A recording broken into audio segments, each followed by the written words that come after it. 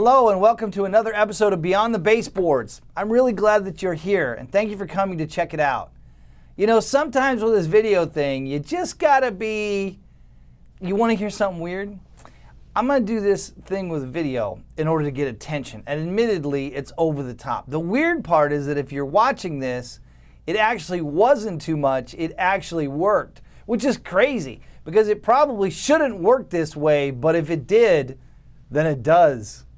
I know, this second intro, you're like, what? Let me explain. This episode is all about Tucson, Arizona, and man, do we get into the deals from the best parks in Tucson, Arizona, to the best places for Mexican food in Tucson, Arizona. Tucson is located in the southern half of Arizona. If you've never been to Tucson, Arizona, it's a bit like the Old West in some parts. There's also a top-tier university and medical school. There's a lot to do in Tucson, Arizona, and I believe there was even a line in a song from the Eagles about Tucson, Arizona. And so in this video, we're going to talk about the very best of Tucson, Arizona. Tucson, Arizona.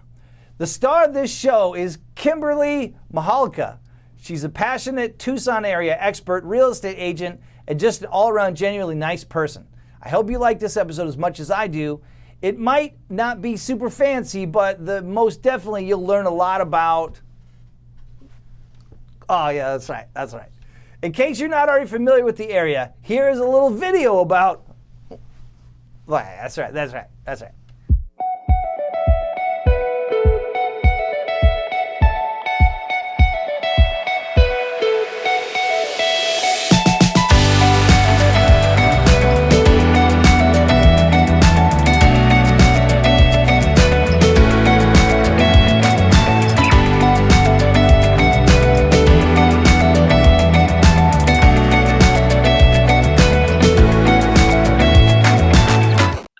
Buyers that are buying homes that I'm working with, they're not even selling their homes back where they're from, Seattle or California or wherever. They're keeping them and they're going to do the Airbnb thing. They're going to do the Verbo thing with those homes because rents are going up and or they're going to rent them out, you know, so they can like live here and buy a cheaper property here, keep the good paying job from back wherever and rent out that place. And so I'm seeing a lot of like second home buyers or even third homes, you know, for the buyers that I'm working with. And so I don't know, I think it's going to continue on for a little while. I think we'll start to see a little bit more of a plateau, not so much a crash. Okay. Well, you made a very good point that I don't think anybody's made. I've not heard anybody talking about it. And that is a very good point for, I had this idea. If there's no, like, okay, so if we're getting all these out-of-state buyers and they're coming in with cash and all this stuff, and they're all moving here because they're getting away from these higher expense areas, then that would mean that in theory, the areas they came from should have more houses available. They should have, They should have more inventory. They should have less aggressive, standards to try to get out, but that's not happening. It's like that. It's like us here. It's like that everywhere from New Jersey to San Francisco. Right. Ooh, hey. Oh, hey, good to see you again. I just wanted to, this is nice. This is nice, isn't it? I heard, I wanted to pop in because I heard you guys are talking about Tucson. Always saying stuff. Anyway, I just wanted to, it's hot on my feet. It's hot on my feet. I'm just kidding. That's not really a thing. Anyway, I just want to say thanks very much for coming and checking out the channel. Kimberly's making a lot of really good points. And I just think this background is pretty incredible. That's nice. That is real nice. All right. We'll see you later. Right? And so to me, I thought, well, there must be some kind of like crazy shadow inventory. But to your point, maybe they're moving, but they're just not selling. Yeah. Because it is so much easier to rent a house, to do a short-term rental, long-term rental, to keep it. And so they're not getting rid of their houses. They're just keeping them and buying another one. And especially in this market, if you've got inventory already and you're afraid of inflation hitting even harder, it's like, well, wait a minute, I'm not going to let go. If my house is worth $500,000 today, maybe it'll be worth $1 million tomorrow. I'm not going to let go of that now. Yeah. You know, so it's a hedge against inflation, right? Because if the dollar's worth 50 cents more, your house will be worth twice as much. So you'll be able to retain your same dollar value. What's something that you can share with people that maybe they don't know? Maybe they're wanting to buy in Tucson. Maybe they're just thinking about buying in another spot. Like, what's something that you can give them that will help them to make their decision one way or the other? It's like there's something for everyone here. And I'm not just talking about real estate. I'm talking about personality wise, you know, I'm talking about interests. But, you know, I think some people move here and they think it's going to be a certain way across the board, and it's just not. And I mean that in a good way. I like having the diversity here. You know, certain areas of town, you're going to get a lot of like the college community. Mm-hmm.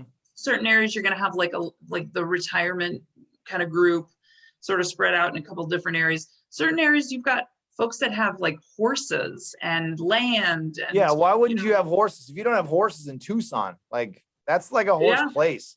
Yeah, we've got a lot of horse property and a lot of, but it's sort of only certain areas, you know, really do. I mean,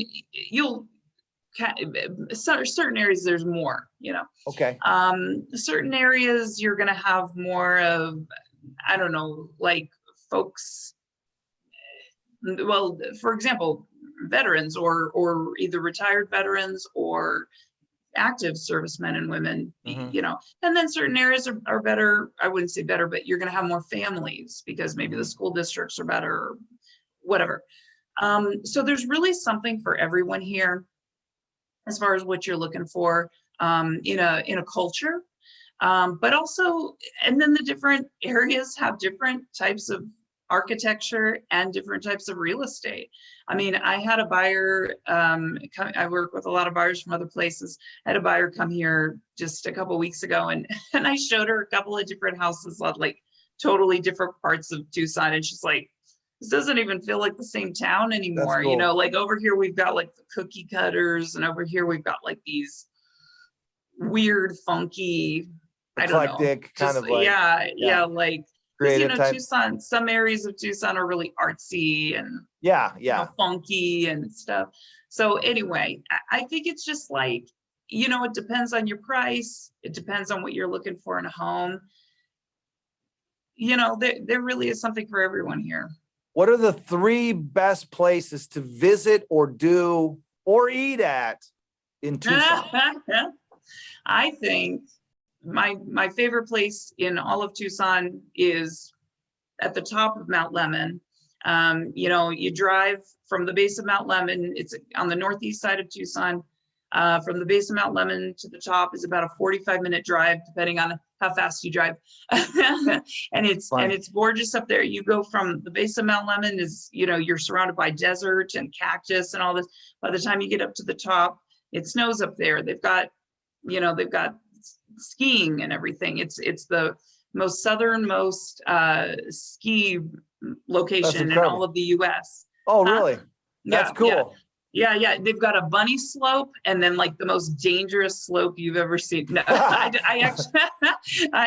actually never skied up there, but I've done the ski lift many times. I see. You know, and anyways, it's gorgeous up there. You're in a pine forest and it's beautiful. And it's so much, it's like 20 degrees cooler almost at any given time. So, you know, that it's good for hiking, camping, all that good stuff year round, unless, except in this, you know, it snows a lot up there in the winter.